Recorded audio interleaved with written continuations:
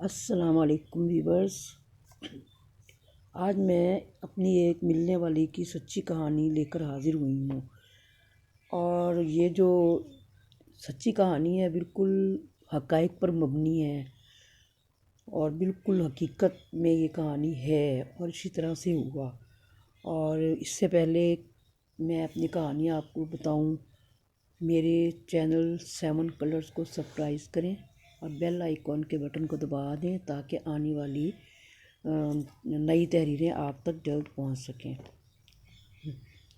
میں اپنے والدین کی اولین اولاد تھی، میں اس لیے میری پیدائش پر میرے والدین نے بہت خوشیاں منائی۔ میرے آنے سے گھر میں روشنی پھیل گئی، شاید اسی لیے انہوں نے میرا نام چاندنی رکھا۔ بعد میں وہ مجھے پیار سے چندہ کہہ کر پکارنے لگے۔ والدین نے میری پرورش بڑے ناز و نام سے کی۔ میرے بعد میری ایک بہن اور 2 بھائی پیدا ہوئے۔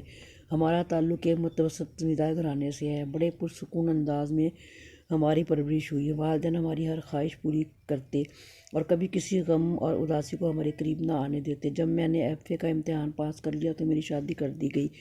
میرے سسرال میں میری آمد سے مسرتیں بکھر گئی۔ 1 سال بعد خدا نے مجھے میری پیاری سی بیٹی سے نوازا، مگر بیٹی کی پیدائش میرے سسرال والوں پر برق بن کر گری۔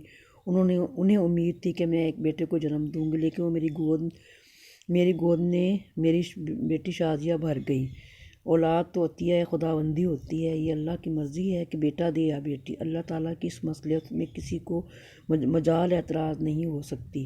بچی کی پیدائش پر سسرال والوں نے مجھے ہر قسم کے طغے سننے کو ملے۔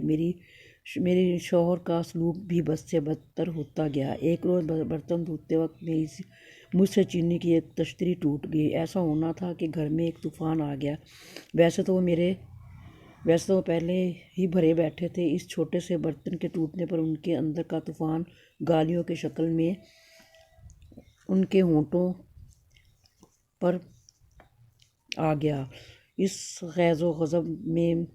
غضب کے عالم میں میرا شوہر چیخ اٹھا، دیکھو چندہ، میں تمہاری منحوس صورت زیادہ دیر برداشت نہیں کر سکتا، لہٰذا میں تمہیں طلاق دیتا ہوں۔ اپنے شوہر کے منہ سے یہ لفظ سن کر میرے اوزان خطا ہو گئے۔ میں فوراً اٹھی اور جلدی سے اپنے شوہر کی طرف بڑھی تاکہ اسے مزید بولنے سے روکنے کے لیے میں اس کے منہ پر ہاتھ رکھ دوں، لیکن دیر ہو چکی تھی۔ اس نے طلاق کا لفظ جلد 3 دفعہ دہرایا۔ یہ سن کر میں چکرا کر گر پڑی، مجھے کسی چیز کا ہوش نہ رہا۔ آخر چند روز کے بعد میں اپنے والدین کے پاس چلی گئی۔ میری غمناک روداد سن کر ان پر غموں کے پہاڑ ٹوٹ پڑا، لیکن اب صبر کے سوا اور کیا ہو سکتا تھا۔ میرے سسرال والوں کے ساتھ لڑائی جھگڑا اور گلا شکوہ سب بے سود تھا۔ میکے نے بھی مجھے تسلی دی اور میں اپنی بیٹی شازیہ کی پرورش کی طرف پوری دلجمعی سے مشغول ہو گئی۔ جوان بیٹیوں کو کوئی کب تک گھر میں بٹھائے رکھتا ہے۔ 1.5 سال بعد میرے ہاتھ دوبارہ پیلے کر دیے گئے۔ میرا دوسرا شوہر بہت نیک اور سیرت فرشتہ انسان تھا۔ اس نے میری شخصیت اور میری تعلیم کو مد نظر رکھتے ہوئے مجھے میرا جائز مقام دیا اور زندگی پھر بہاروں کی جھرمٹ میں گزرنے لگی۔ اس خاوند سے میرے 2 بچے ہوئے۔ انہوں نے میرا آنگن مسرتوں سے بھر دیا۔ زندگی کے ان یادگار دنوں کو میں عمر بھر نہ بھلا پاؤں گی۔ میں خوشگوار زندگی سے لطف اندوز رہی تھی لیکن قدرت کچھ اور ہی منظور تھا۔ میرے شوہر کی زندگی نے وفا نہ کی اور میں ایک بار پھر تنہائی کے خارزار تاروں میں بھٹکنے لگی، اکیلی رہ گئی۔ آخر کار اسے بھی میں نے معیشتی عزتی جان کر سر تسلیم خم کر دیا اور اپنی عدت پوری کر کے والدین کے گھر اٹھ آئی۔ میرے ابو نے مجھے میرے بھائی احسان سے کہا کہ وہ زمینوں کی دیکھ بھال شروع کر دے، مگر احسان اپنی کم عمری اور افتاد طبع کے باعث ذمہ داریوں سے گھبراتا تھا، اس لیے اس نے انکار کر دیا۔ لہٰذا عورت ہوتے ہوئے بھی مجھے یہ کام انجام دینا پڑا۔ میں بچوں کو اپنی والدہ کے پاس چھوڑتی اور وقتاً فوقتاً کھیتوں میں جا کر کھیتی باڑی کا سارا کام اپنی نگرانی میں کرواتی رہی۔ زندگی اسی ڈگرت رواں تھی کہ ہمیں ایک روز پریشانی کا سامنا کرنا پڑا۔ 1 سال بیشتر والدین جنہوں نے میری چھوٹی بہن زینت کی شادی کر دی تھی، لیکن اس کے ساتھ بھی میرے جیسا سلوک کیا گیا۔ اس سے کوئی اولاد نہ ہوئی، لہٰذا اس کے سسرال والوں نے اسے طلاق دے کر واپس میکے بھیج دیا۔ یہ سب قدرت کے کھیل ہے۔ اگر کسی کو اللہ تعالیٰ اولاد سے محروم رکھے تو یہ بھی اللہ تعالیٰ کی رضا اور مصلحت ہوتی ہے۔ اس کا مطلب یہ نہیں کہ اتنی جلدی اور بغیر وقت کے انتظار کیے طلاق جیسا منحوس شے عورت کے ہاتھ میں تھما دی جائے۔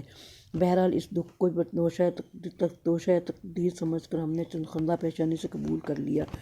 جہاں اور آزمائشوں سے واسطہ پڑا وہاں ایک آزمائش اور سے ہی، لیکن ہوا یہ کہ مصیبت ایک بار پھر مصیبت کا ایک اور بھاری پتھر لڑھک کر ہمارے راستے میں آ گیا۔ میری پیاری پیاری نیک طبیعت والدہ کے ہوتے ہوئے میرے والد محترم نے ایک اور بیاہ رچا لیا، جس کا کوئی بھی جواز نہ تھا، کیونکہ میرے والد اولاد والی تھی اور یوں میری والدہ اولاد والی تھی، اور یوں زندگی ہمارے لیے ایک بار پھر اجیرن ہوگی۔ والد صاحب نے آہستہ آہستہ ہم سے مکمل طور پر ناطہ توڑ لیا۔